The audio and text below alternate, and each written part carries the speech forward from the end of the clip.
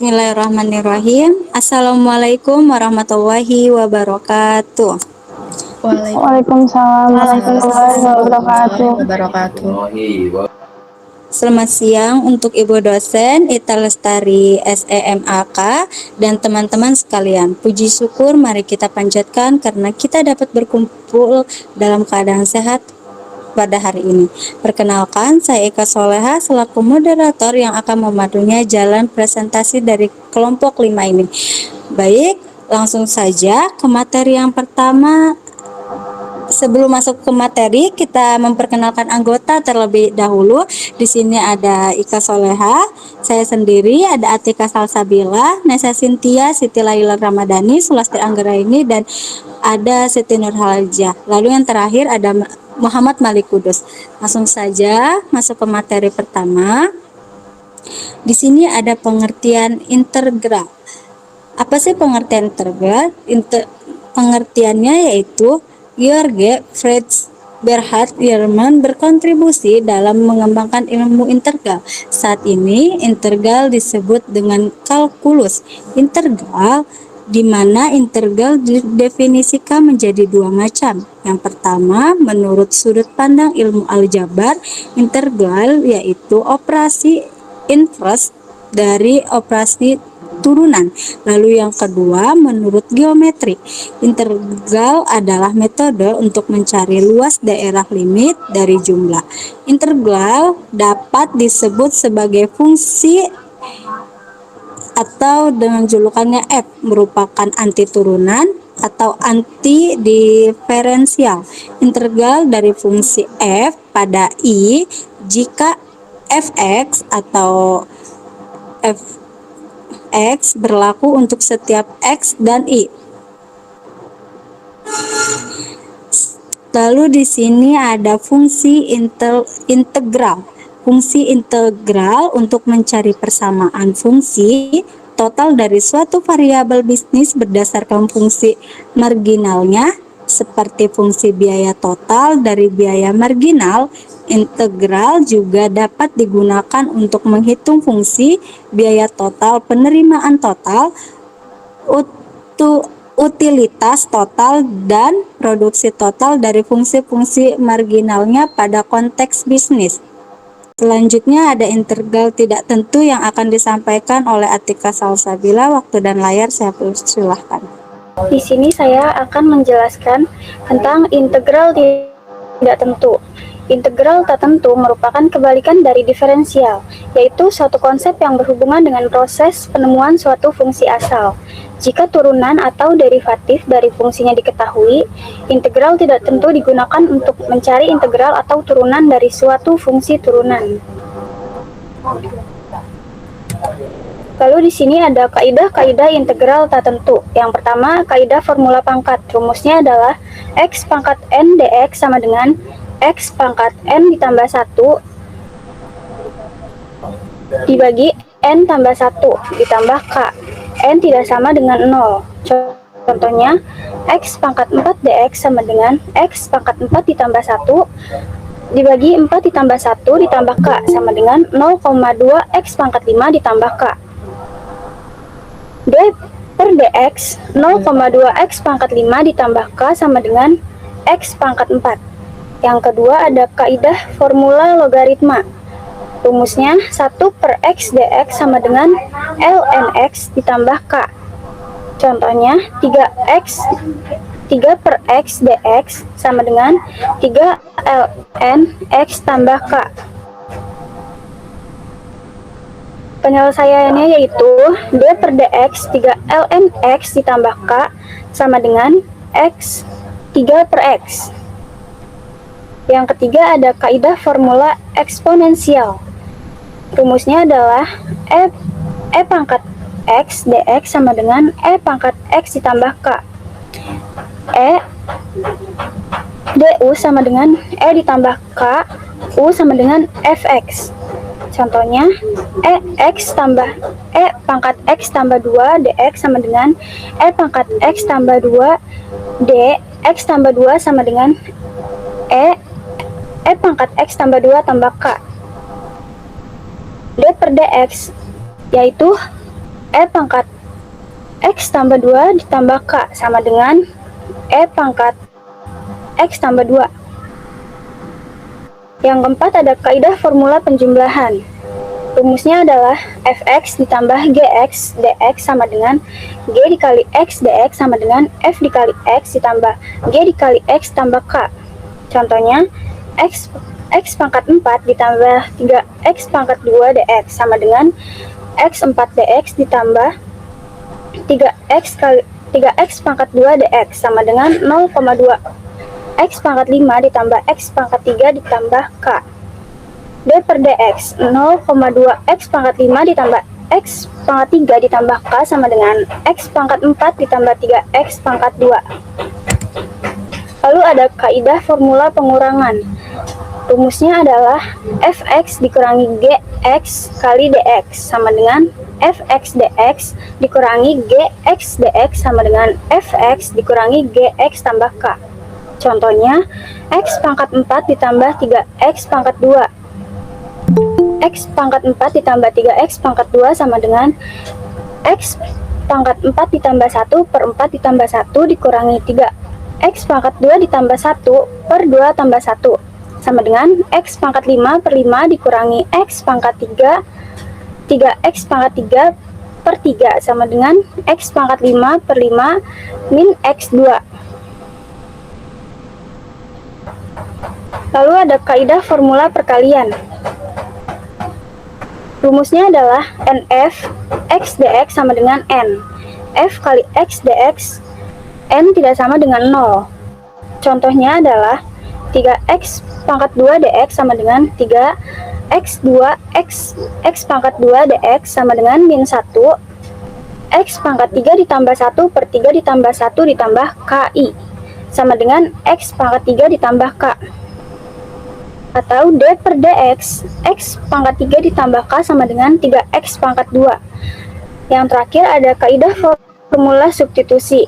Rumusnya adalah FU DU per dx kali dx sama dengan FU DU sama dengan F kali U ditambah K.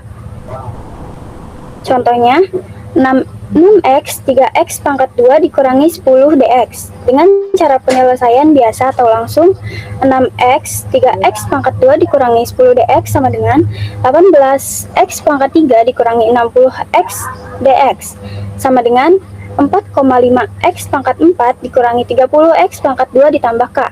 Dengan cara substitusi, misalnya U sama dengan 3x pangkat 2 sama dengan DU per 6x, sehingga 6x 3x pangkat 2 dikurangi 10 dx yaitu 6xu du per 6x sama dengan u du sama dengan u pangkat 2 per 2 ditambah k1 sama dengan 3x pangkat 2 dikurangi 10 pangkat 2 per 2 ditambah ki 1 per 2 9x pangkat 4 dikurangi 60x pangkat 2 ditambah 100 ditambah ki sama dengan 4,5x4 sama dengan 30x pangkat 2 ditambah 50 ditambah ki sama dengan 4,5x4 sama dengan min 30x2 ditambah ki, maka hasil k sama dengan 50 ditambah ki. Baik, sekian penyampaian materi dari saya. Lanjut ke pemateri selanjutnya. Baik, selanjutnya ada integral tertentu. Integral tertentu adalah integral dari suatu fungsi yang nilai-nilai variabel bebasnya tertentu. Integral tertentu digunakan untuk menghitung luas area yang terletak di antara Y sama dengan Fx dan sumbu horizontal X pada suatu rentang area yang dibatasi oleh X sama dengan A dan X sama dengan B, di mana A dan B merupakan batas atas dan batas bawah. Persamaan integral tertentu yakni fx dx dengan batas atas A dan batas bawah B. Selanjutnya ada kaidah-kaidah integral tertentu. Yang pertama itu ada fx dx dengan batas atas A dan batas bawah B sama dengan f dikali A dikurang f dikali B.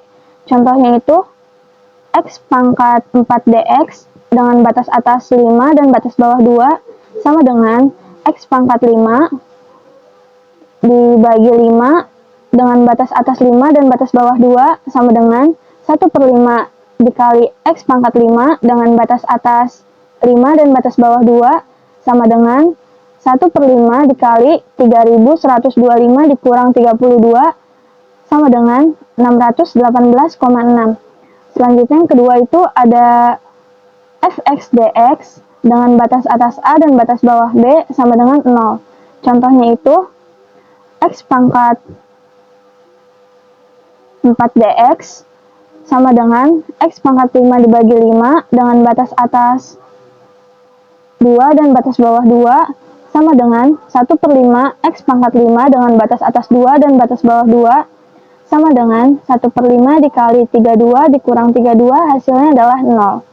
Dan kaidah yang ketiga adalah fx dx dengan batas atas D dan batas bawah A dikurang fx dx dengan batas atas A dan batas bawah B. Contohnya itu ada x pangkat 4 dx sama dengan 618,6 min x pangkat 4 dx dengan batas atas 2 dan batas bawah 5 sama dengan min x pangkat 5 dibagi 5 dengan batas atas 2 dan batas bawah 5 sama dengan min 1/5 x pangkat 5 dengan batas atas 2 dan batas bawah 5 sama dengan 1/5 min 1/5 dikali 32 dikurang 3125. Hasilnya adalah 618,6. Nah, kaidah yang keempat itu ada kf dikali x dx dengan batas atas B dan batas bawah A sama dengan kfx dx dengan batas atas B dan batas bawah A. Contohnya itu ada 5x pangkat 4 dx dengan batas atas 5 dan batas bawah 2 sama dengan x pangkat 5 dengan batas atas 5 dan batas bawah 2 sama dengan 3125 dikurang 32 hasilnya adalah 3093.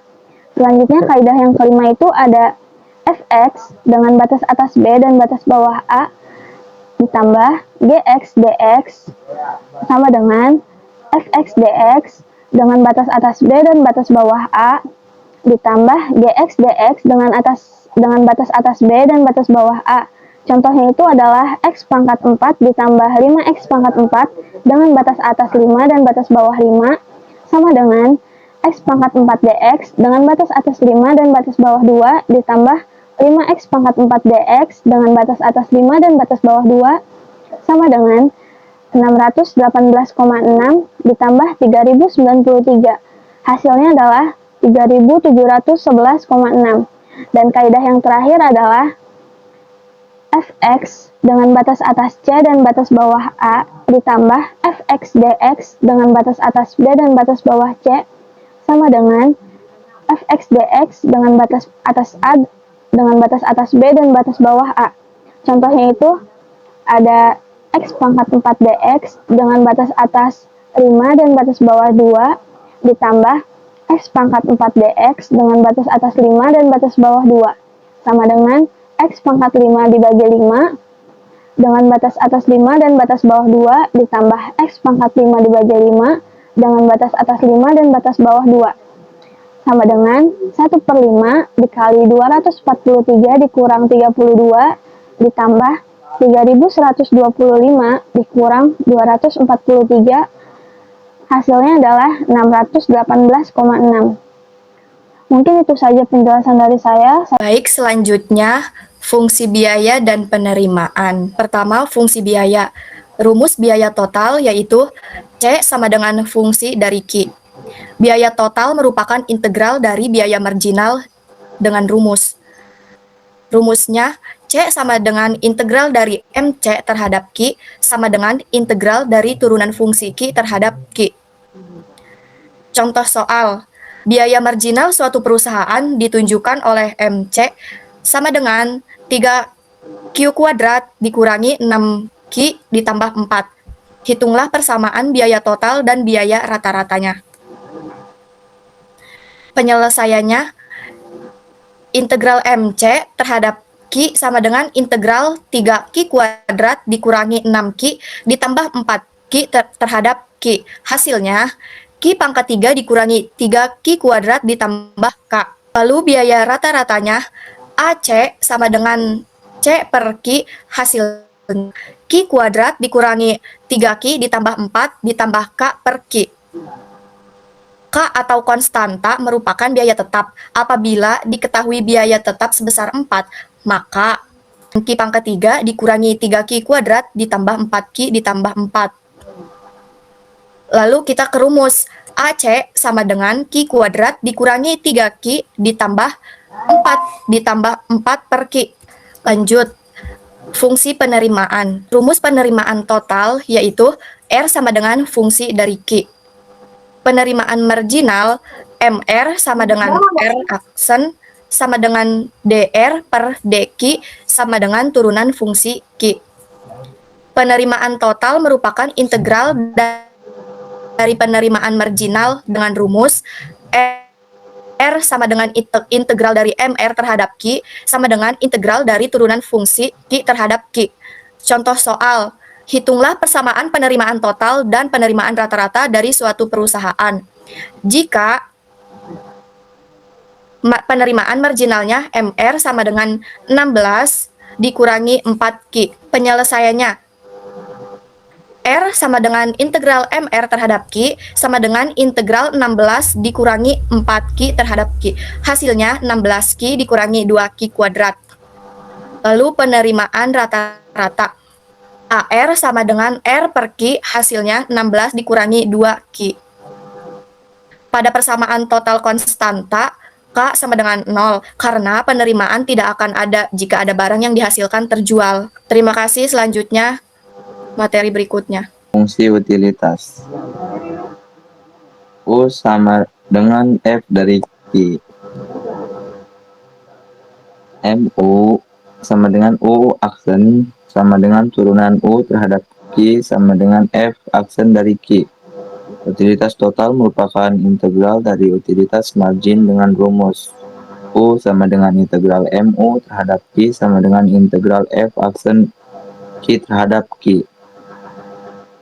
Hitunglah persamaan utilitas total dari seseorang konsumen jika utilitas marginnya MU sama dengan 90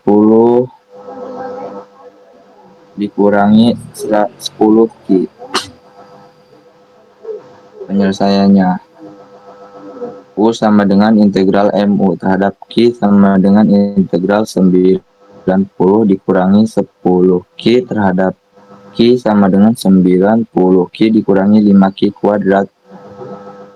Seperti pada produk total dan penerimaan total, konstanta K sama dengan 0 karena tidak akan ada kepuasan atau utilitas yang diperoleh seseorang jika tidak ada yang dikonsumsi. Fungsi produk. Dalam matematika bisnis, fungsi produk adalah fungsi yang menunjukkan hubungan antara input produksi seperti tenaga kerja, modal, bahan baku, dan mesin dengan output atau hasil produksi yang diperoleh perusahaan.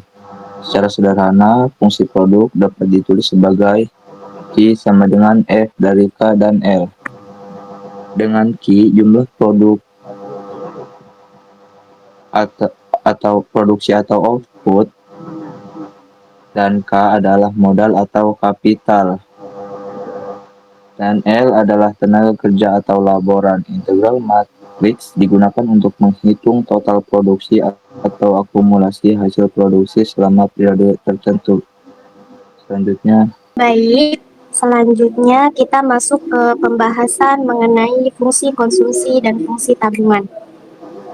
Konsep dasarnya, pendapatan yang diterima oleh masyarakat itu dialokasikan untuk dua hal, yaitu untuk konsumsi dan sisanya untuk tabungan.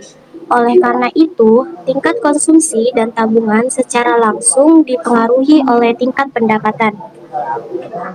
Mari kita lihat bagian sebelah kiri terlebih dahulu, yaitu mengenai fungsi konsumsi. Fungsi konsumsi menunjukkan hubungan antara tingkat konsumsi dengan tingkat pendapatan. Rumus persamaan linear adalah C sama dengan A ditambah BY.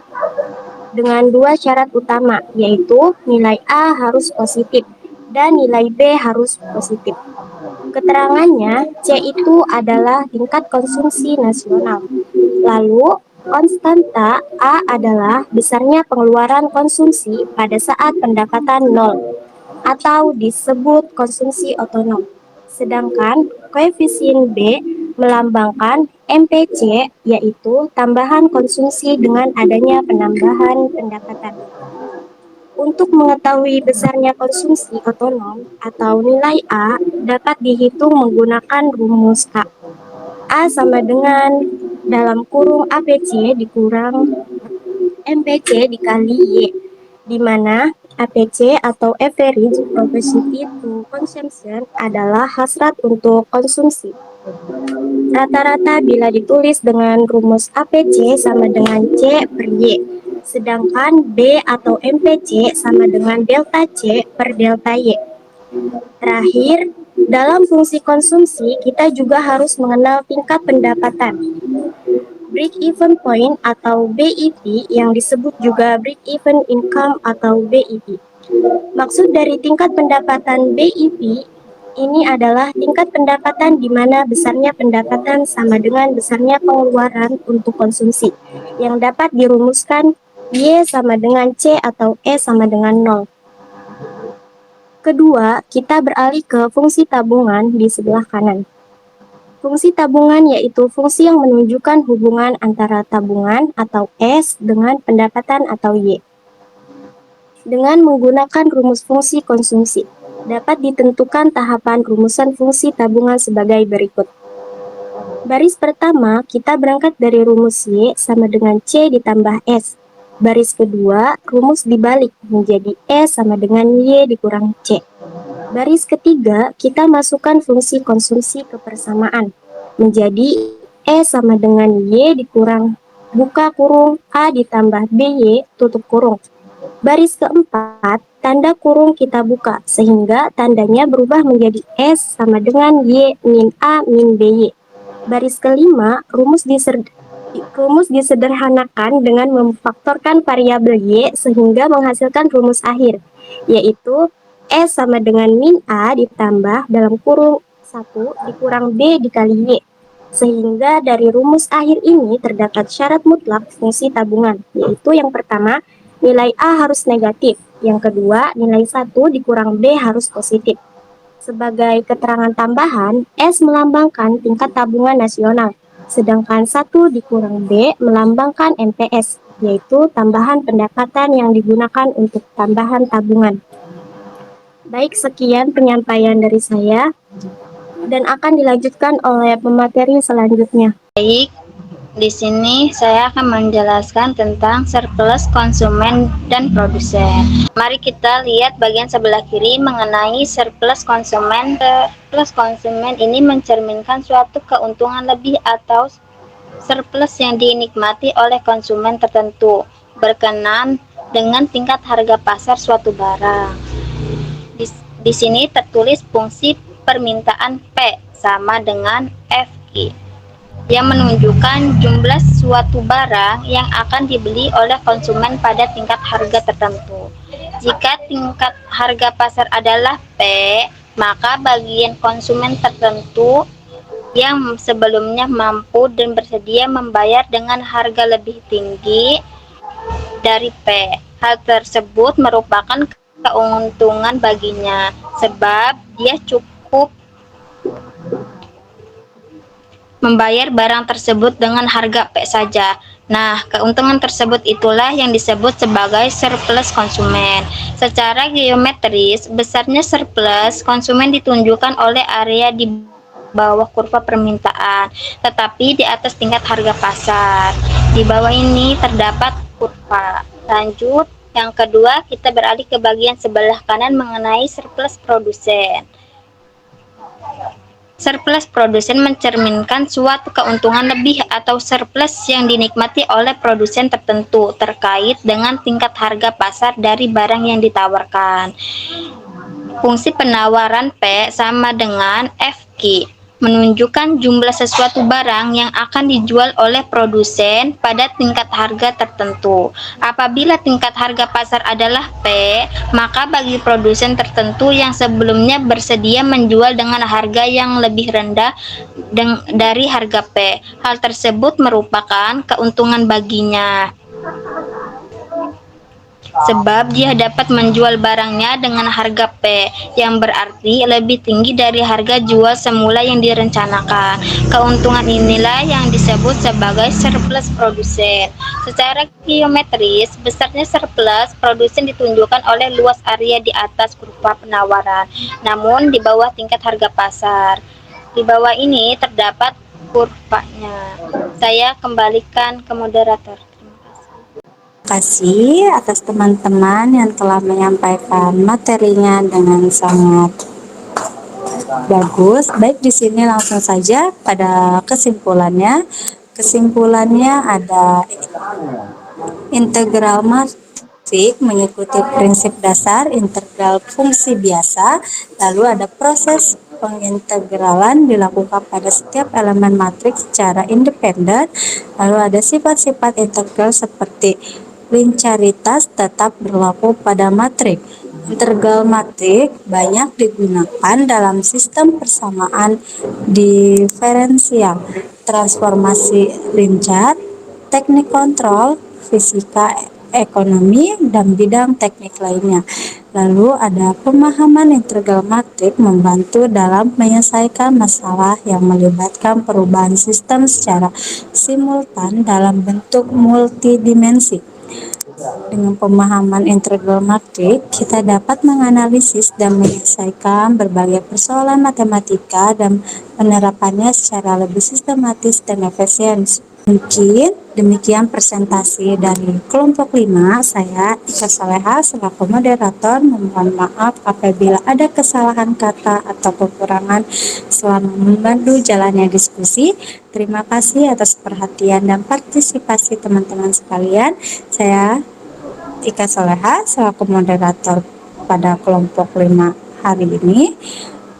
Saya pamit undur diri. Wassalamualaikum warahmatullahi wabarakatuh. Selamat siang. Terima kasih. Waalaikumsalam warahmatullahi wabarakatuh. Terima kasih.